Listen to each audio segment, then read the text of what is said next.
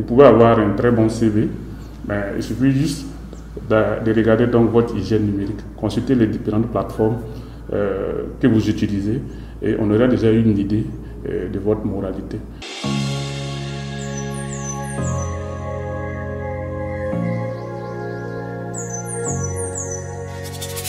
La donnée à caractère personnel, puisque c'est notre mission donc c'est de protéger ces données-là, c'est toute information qui permet donc d'identifier soit directement ou indirectement une personne physique, notamment donc à travers son nom, son prénom, et son numéro de téléphone, le numéro donc de sa carte donc d'identité, le numéro donc matricule. Il faut dire également que les images collectées donc à travers la vidéosurveillance sont considérés comme étant des données à caractère personnel. Donc, principalement, lorsque vous voulez donc installer une caméra de surveillance dans votre entreprise, alors une des obligations imposées par la loi portant protection des données à caractère personnel, c'est de procéder donc à la déclaration préalable donc de ce dispositif-là. Et au sortir donc de cette déclaration-là, s'il examine votre projet et vous délivre donc un récépissé pour vous permettre donc d'être conforme à la loi portant protection des données à caractère personnel dans l'installation. Donc, toute installation donc, de vidéosurveillance doit faire l'objet de déclaration donc, auprès de la CIL. Et l'absence donc, de la déclaration constitue donc, je dirais donc, une infraction prévue donc, par la loi portant protection des données à caractère personnel qui peut donner lieu à des sanctions, notamment donc, pécuniaires et des sanctions administratives. Dans le processus donc, de mise en œuvre ou de l'installation de la vidéosurveillance au niveau de votre entreprise, il y a un certain nombre de règles à respecter, notamment donc l'information des personnes, donc les employés surtout, et il est dit donc dans la loi portant protection, la délibération portant sur l'installation des vidéosurveillance que vous devez consulter lorsque cette personne existe, le délégué du personnel. Ensuite, il faut donc mettre en place donc, des pictogrammes pour notifier à ceux qui fréquentent donc, votre entreprise que le site est sous vidéosurveillance. Et après, il faut savoir donc qu'à l'interne, il y a des normes aussi à respecter, qui est que vous ne devrez pas installer donc, la caméra dans les bureaux. Cela veut dire qu'un employé ne doit pas être permanemment donc, sous surveillance à longueur de journée. Et elle ne doit pas être de façon évidente installée donc, dans les toilettes. Et il est dit également qu'on ne doit pas l'installer dans les salles de repos.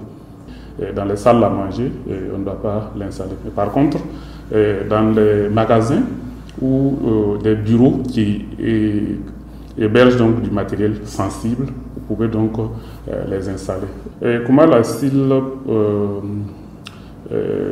voilà, comment est-ce qu'elle procède en tout cas pour contrôler les abus ou pour constater donc ces abus? C'est notamment donc à travers la mission de contrôle. Et vous avez donc une équipe donc pluridisciplinaire constituée donc de juristes et d'informaticiens qui se déportent donc sur le terrain pour vérifier effectivement s'il y a manquement ou non à la loi. Et à l'issue de la mission de contrôle, il y a un procès verbal qui est dressé contradictoirement et ce procès verbal-là fait cas des manquements qui auront été constatés à l'occasion de la mission de contrôle. Et les différents manquements peuvent donner lieu, comme je l'ai tantôt souligné, à des sanctions prévues donc par la loi et ces sanctions-là sont prononcées donc par le collège des commissaires lors d'une session en plénière.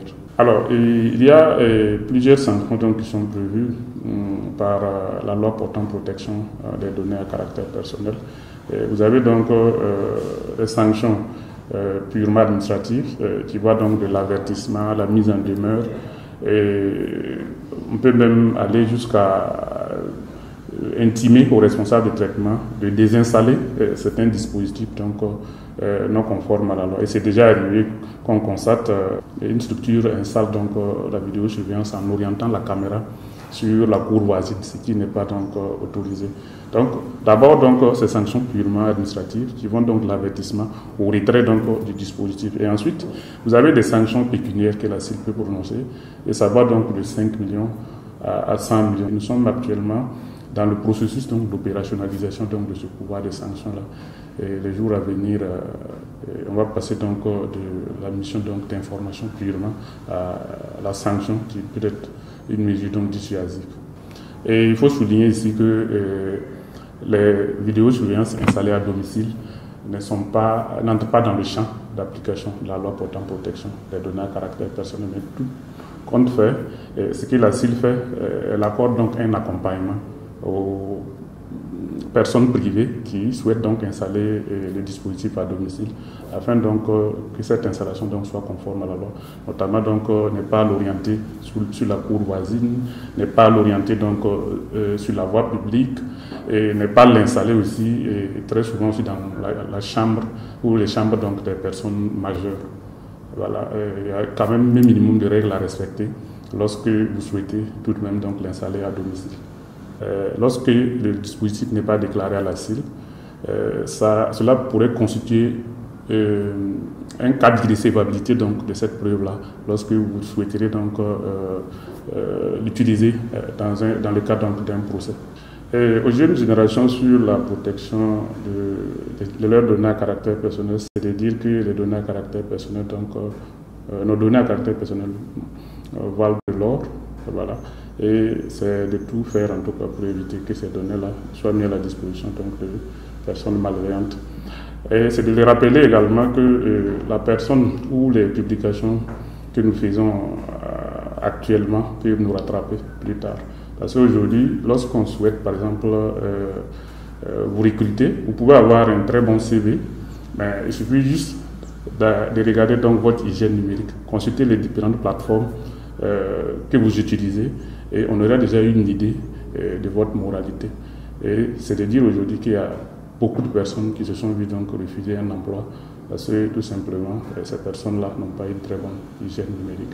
Donc protéger nos données à caractère personnel nous permettra donc d'assurer notre avenir, d'avoir une bonne réputation plus tard et de pouvoir donc profiter pleinement donc des opportunités qui pourront se présenter à nous. Depuis 2014, il y a une campagne dénommée donc Éducation au numérique qui a été donc instaurée par la CIL et cette campagne vise donc la jeunesse, c'est-à-dire les jeunes donc des lycées et collèges et les universitaires.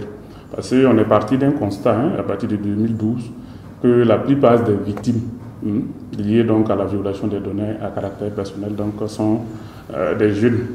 Voilà, donc, ce qui a conduit donc à la mise en place donc, de cette campagne-là qui permet chaque année de faire donc, le tour de plusieurs régions et de sensibiliser donc, les élèves et les étudiants sur une utilisation éthique des plateformes numériques. Et ensuite, vous avez donc les séminaires de sensibilisation que nous organisons également à l'endroit de la société civile, des responsables de traitement, toujours en tout cas sur une utilisation donc saine et responsable donc des plateformes numériques. Et aussi vous avez en tant qu'institution le site internet qui regorge également de nombreuses ressources sur comment donc utiliser ces plateformes-là de façon responsable.